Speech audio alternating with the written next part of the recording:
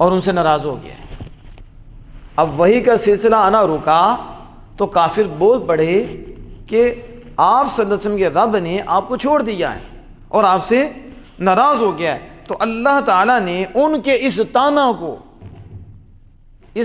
کو دور کرنے کے لیے سورۃ الضحیٰ نازل فرمائی اور ما والضحیٰ واللیل اذا سجا ما ودعک ربک وما قلا وللآخرۃ خیر لک من الاولی ولسوف یعطیک ربک فترضی.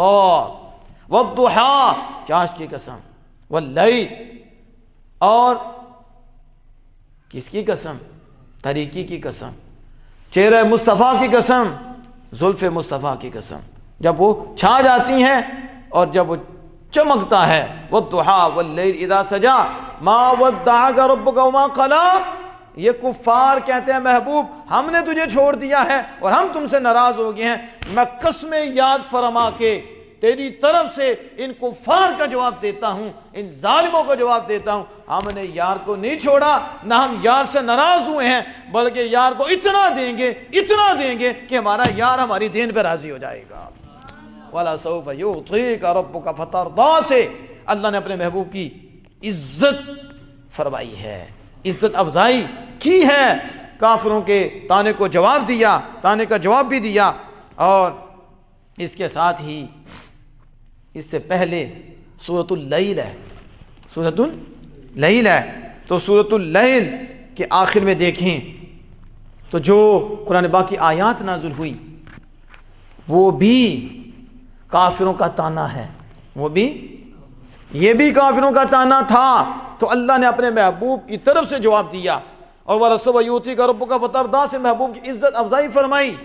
اور جب محبوب کے یار ابو بکر صدیق اکبر رضی اللہ تعالیٰ پہ اعتراض ہوا اور کفار نے اعتراض کیا اور تنقیص کا پہلو نکالا، اسے یہ بھی پتہ چلتا ہے ابو بکر پہ آج کے نہیں بولنے والے اس وقت بھی کفار بولتے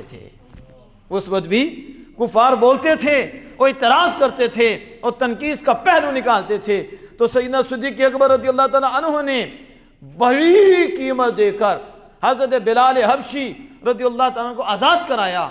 اس آزاد کرانے پہ کافروں نے آپ پہ تانا دیا اور آپ پہ اعتراض کیا کہ حضرت بلال کا ان پہ احسان تھا، اس لیے انہوں نے حضرت بلال کو پیسے دے کر آزاد کرایا ہے کہ وہ میرا جو مجھ پہ احسان ہے میں اس احسان کو دور کر دوں. یعنی اللہ کی رضا نہیں ہے، یہ تو بدلہ دے رہے ہیں اور ان کو آزاد کر رہے ہیں. یہ تانا تھا تاجدار صداقت پہ، اور تاجدار صداقت کی نیکی میں تنقیص کا پہلو نکال رہے تھے اور ان کے دل پہ یہ اعتراض کر رہے تھے کہ ابو بکر نے اللہ کے لیے یہ نہیں کیا. تو خالق کائنات نے اپنے محبوب کے یار کی طرف سے کافروں کے اس اعتراض کا جواب دیتے ہوئے فرمایا وَمَا لِأَحَدٍ عِنْدَهُ مِن نِعْمَةٍ تُجْزَىٰ إِلَّا ابْتِغَاءَ وَجْهِ رَبِّهِ الْأَعْلَىٰ وَلَسَوْفَ يَرْضَىٰ. سن لو وَمَا لِأَحَدٍ کسی ایک کے لیے ابو بکر کے پاس احسان نہیں ہے اور کسی کا ابو بکر پہ احسان نہیں ہے. وَمَا لِأَحَدٍ عِنْدَهُ مِن نِعْمَةٍ تُجْزَىٰ کہ وہ بدلہ چکائے. تو پھر یہ آزاد کیوں کرا؟ إِلَّا ابْتِغَاءَ وَجْهِ رَبِّ الْأَعْلَىٰ.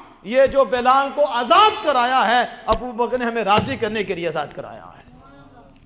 اتنا اعلیٰ دل ہے کہ اللہ گواہی دیتا ہے، کافروں کا منہ بھی بند کرتا ہے اور فرماتا ہے کہ ابو بکر کا دل اتنا پیارا ہے، اس میں تو ہمارا راج ہے، اس میں تو ہماری یاد ہے.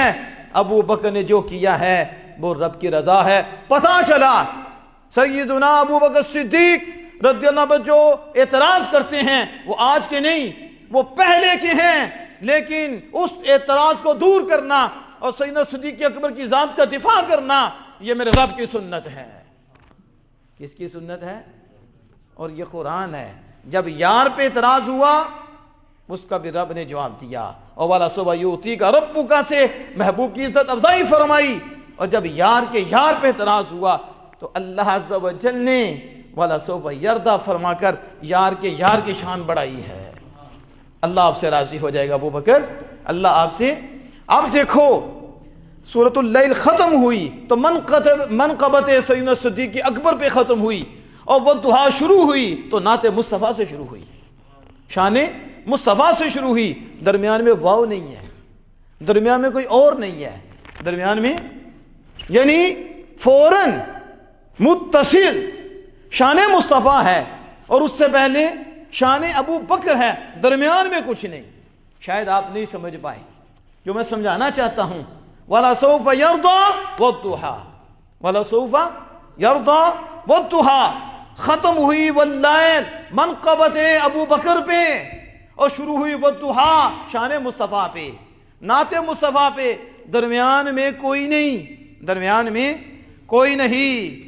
یہ اشارہ کرتا ہے اس طرف، یہ اشارہ کرتا ہے اس طرف، اور اشارہ ہو سکتا ہے اس طرف، اشارہ ہو سکتا ہے اس طرف، جس طرح فضیلتوں کے درمیان، ان کی فضیلتوں کے درمیان کوئی فرق کرنے والا نہیں، جس طرح اللہ کے محبوب اور سیدنا صدیق اکبر کی فضیلتوں کے درمیان کوئی فرق کرنے والا نہیں، اسی طرح ان کی ذوات کے درمیان بھی کوئی فرق کرنے والا نہیں۔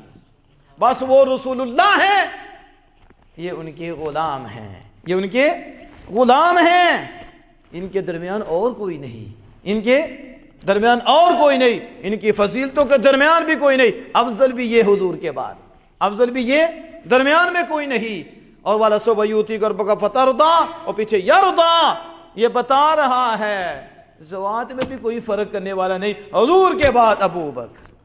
سمجھ آ رہی ہے اس کی؟ اب آگے دیکھیں سیدنا صدیق اکبر رضی اللہ تعالی عنہ کا امت میں کیا مقام ہے۔ اللہ فرماتا ہے وَالسَّابِقُونَ